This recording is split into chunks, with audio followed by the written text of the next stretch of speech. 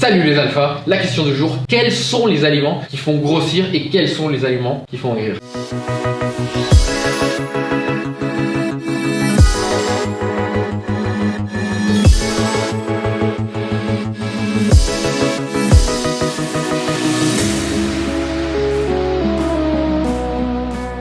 Alors on en parle souvent, on en parle tout le temps. Si tu suis déjà notre chaîne, tu as peut-être déjà la réponse ou pas. Et c'est un des mythes qu'on essaye vraiment de détruire. Parce que si tout le monde pouvait comprendre ça dans le monde, eh ben, il y aurait beaucoup moins d'obésité. Et on trouve même parfois des médecins, des gens qui sont formés à la nutrition, raconter des âneries là-dessus, qui pensent, qui écrivent des livres sur le fait que c'est le sucre qui fait grossir, ou que ce sont les graisses qui font grossir, ou que ce sont les glucides qui font grossir. Dernièrement, ce qui est à la mode, c'est les glucides faut enlever. Du coup, si tu enlèves les glucides, bam, tout va bien et tu vas maigrir. Et c'est pas comme ça que ça marche. C'est pas le pain qui fait grossir, c'est pas le beurre, c'est pas le Nutella. Il n'y a pas un aliment secret magique qui va te faire grossir plus que les autres. Comme il n'y a pas un aliment secret magique tel que le citron ou le je sais pas quoi ou une poudre de perlimpinpin qui va te faire maigrir. En fait, réfléchis-y un petit peu. Si tu avais une voiture et que tu mets du carburant tous les jours et que tu fais 100 bornes tous les jours, eh bien, c'est simple. Si tu as une voiture qui consomme 5 litres au 100 tous les jours, tu es en train de baisser ton réservoir de 5 litres. Jusque là, ça va? Tu fais 100 km tous les jours, donc 5 litres en moins tous les jours sur ton réservoir. Et bien c'est aussi simple que ça. Si tous les jours tu re-remplis de 5 litres, mais en gros sur un mois tu auras la même chose à l'arrivée. C'est ça qui compte. Réfléchis à ton corps comme si c'était un réservoir d'énergie, parce que c'est ce qu'on est en réalité. On est une machine à stocker et transformer cette énergie pour l'utiliser sous forme de réflexion, pensée, mouvement. On est une machine d'action comme une voiture, et pour cette action on a besoin d'énergie, et cette énergie on la trouve dans l'alimentation. Et du coup, si tu simplifies le problème vraiment à la base, en ingérant un peu moins d'énergie tous les jours avec l'alimentation que ce que ton corps en demande, en consomme, forcément ton corps il va perdre du poids. Aussi simple que ça. Et la question de base c'est toujours la même. Qu'est-ce qui pèse plus lourd, 1 kg de plomb ou 1 kg de plume? Du coup, tu comprends facilement que c'est pas une question de quel aliment te fait grossir,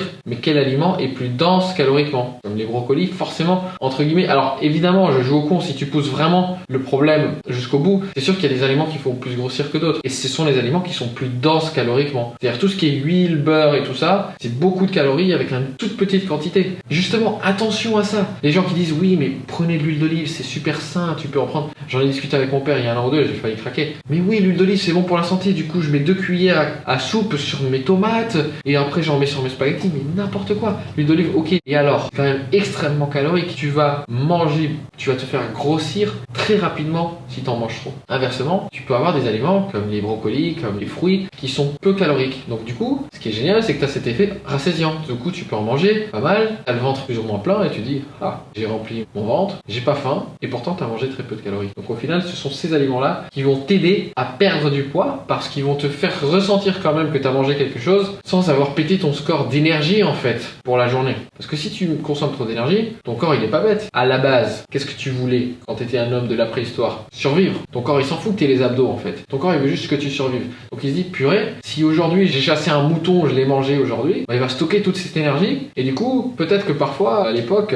il restait 2-3 jours, les mecs, ou plus, sans manger. Du coup, il ressort cette énergie, ton corps, de ses stocks. Donc ton corps est fait pour stocker l'énergie. Il est fait pour survivre. Du coup, cette alimentation moderne, où on mange tout le temps, tous les jours, et qu'on a une nourriture qui est abondante, c'est un peu nouveau pour le corps. Et encore plus avec des aliments industriels qui sont hyper caloriques. C'est un peu nouveau. On n'a pas l'habitude de ça. Donc forcément, ce sont ces aliments industriels qui sont, entre guillemets, qui te font grossir. Mais c'est pas en soi qui te font grossir, c'est juste qu'ils sont plus caloriques. Donc c'est plus facile de balancer des tonnes de carburant dans ton réservoir sans faire gaffe en fait. Si tu vas pas faire gaffe, tu vas manger ces chips que tu as acheté en supermarché et tu as l'impression que c'est pas grand chose, c'est tout petit. En fait, ça se fait grossir de ouf. Et c'est pour ça qu'en fait, quand tu reviens vers une alimentation dite saine, tu maigris systématiquement parce qu'en fait, t'as pas tous ces trucs hyper processés, hyper industrialisés, hyper denses caloriquement, et qui sont tellement bons en plus que t'as juste envie de continuer à manger. Et ce que j'essaie de dire aussi, c'est que si de temps en temps, t'as envie de te faire plaisir, et ben tu peux en inclure de ces trucs-là, mais il faut savoir ce que tu fais dans sa globalité. Donc encore une fois, pour résumer, il n'y a pas d'aliments pièges, il n'y a pas d'éléments qui te font grossir spécifiquement, mais il y a des aliments plus caloriques et qui vont aller plus vite dans le fait de te faire grossir.